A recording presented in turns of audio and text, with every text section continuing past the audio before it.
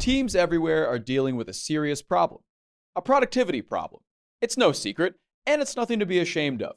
Most tech is too complicated, there are too many time-consuming tasks, and teams aren't getting the info they need to close deals and connect with customers. Don't worry though, HubSpot's customer platform can help. It was built to save time and make your job easier so you can get back to building your business.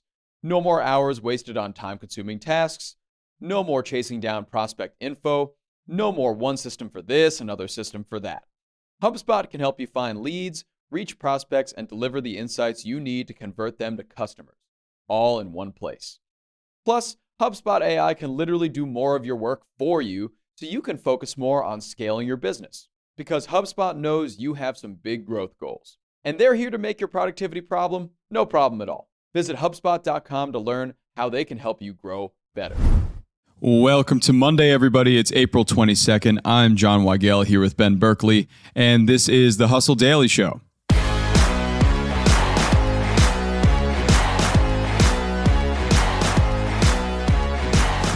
Next Stop Paris is a new rom-com film with a twist.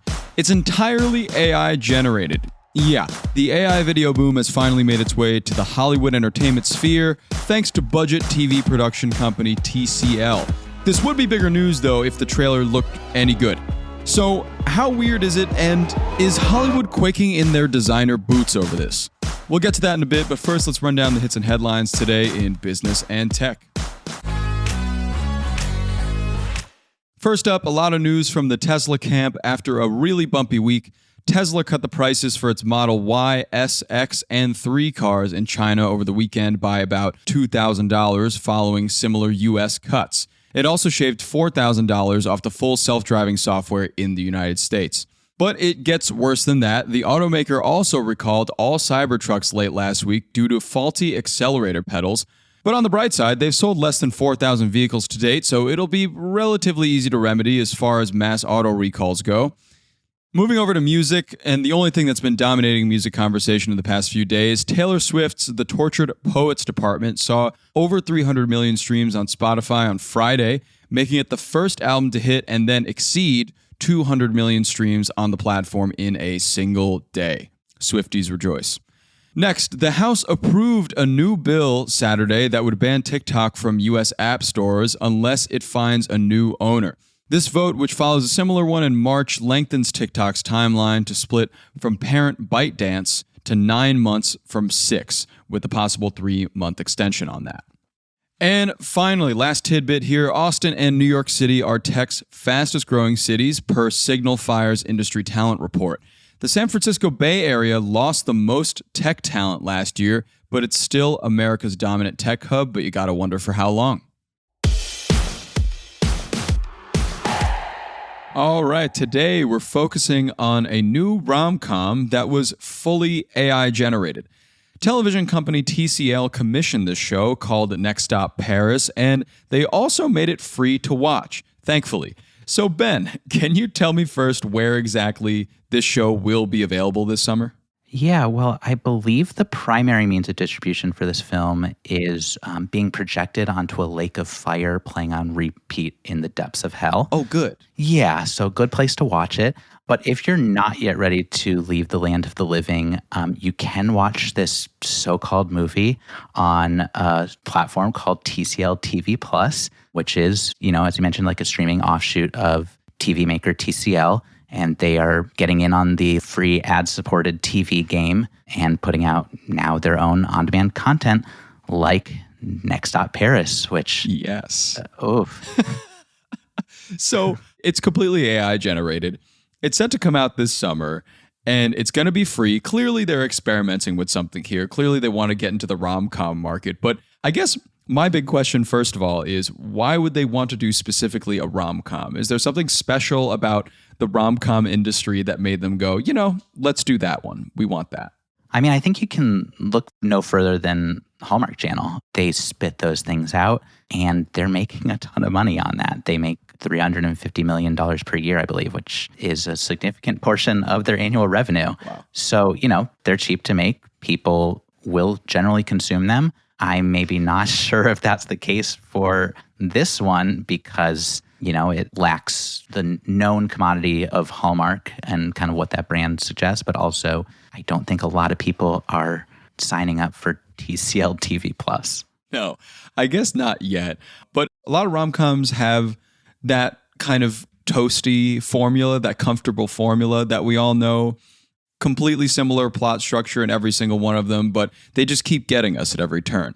The big difference, I guess, here is how it's shot and how it looks, maybe. And it doesn't exactly fit that mold of how a rom-com, even on Hallmark television, looks. Did you take a look at the trailer? Oh, yes. It's unsettling, honestly. And I would say no explanation we could give here could adequately replace the pain of watching that trailer on your own. But yeah, so this is a short romance film. It is primarily animated by AI. The lead characters look like they're pulled straight from the cover of like the cheap romance books sold at Walgreens. And I suppose, it's not an all-in, all-AI thing. To the movie's credit, it was written by human writers. It used human voice actors. Human artists were apparently involved at some point. But based on the trailer, you would note very quickly that the bulk of the animation was handled by AI. Yes, and it's pretty easy to tell. They're not really trying to hide it either. It definitely just looks like a bunch of AI-generated images that also happen to be moving, which is a bit terrifying. Yeah, I mean, trailers in general, you're going to kind of not get the greatest picture of what that thing actually is, but I feel you get a pretty good picture of this one. Kind of like there's just these very bizarre scenes just kind of stitched together into something that just kind of really highlights how, as much as we think about the fact that AI is still coming, it's very much here. We're already just like swimming in pools of AI-generated crap.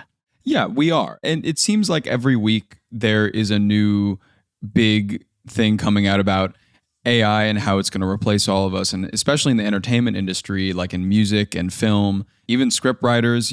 There was a time a few years ago where people suggested that AI could write a script for Friends. I mean, it definitely can. But is it a good script? No. It can now create a full film. Is it a good one? Probably not. It probably doesn't look that way yet. But it seems like we're really getting our toes dipped in a little bit with this whole AI entertainment wave. And it's not exactly at that point, I guess, where Hollywood is exactly quaking in their boots yet, but might get there sooner than later.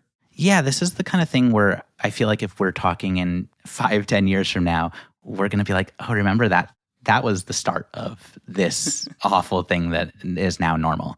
But I guess it gave me some hope that we're not there yet as someone who works in a creative field and has a lot of people I care about doing the same.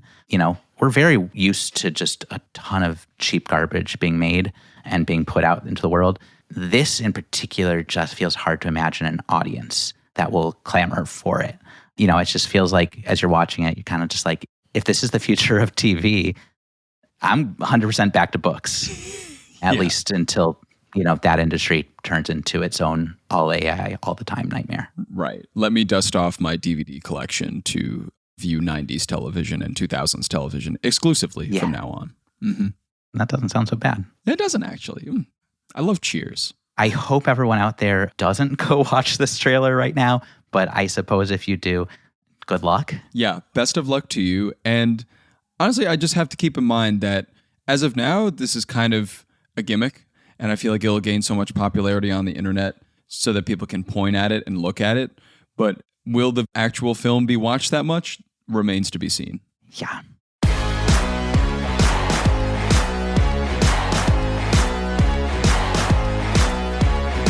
All right, that's going to do it for us today. Thanks for tuning into the Hustle Daily Show. We're a proud part of the HubSpot podcast network. Our editor today is Robert Hartwig, and our executive producer is Darren Clark.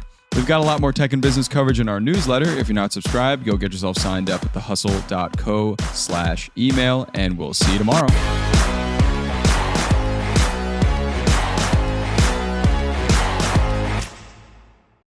Hey everybody, this great new podcast just came out and I can't wait to tell you about it. It's called The Next Wave, AI in the Future of Technology, and it's hosted by Matt Wolf and Nathan Lands. And of course, it's brought to you by the HubSpot Podcast Network, the audio destination for business professionals. You can catch The Next Wave with Matt Wolf and Nathan Lands, who are leading AI creators who are your guiding light in the AI and technology frontier. AI technology is transforming the way we do business, and the media landscape is a bit fragmented, but The Next Wave strives to be the leading podcast on AI technology and how you can apply it to growing your business. You can listen to The Next Wave wherever you get your podcasts.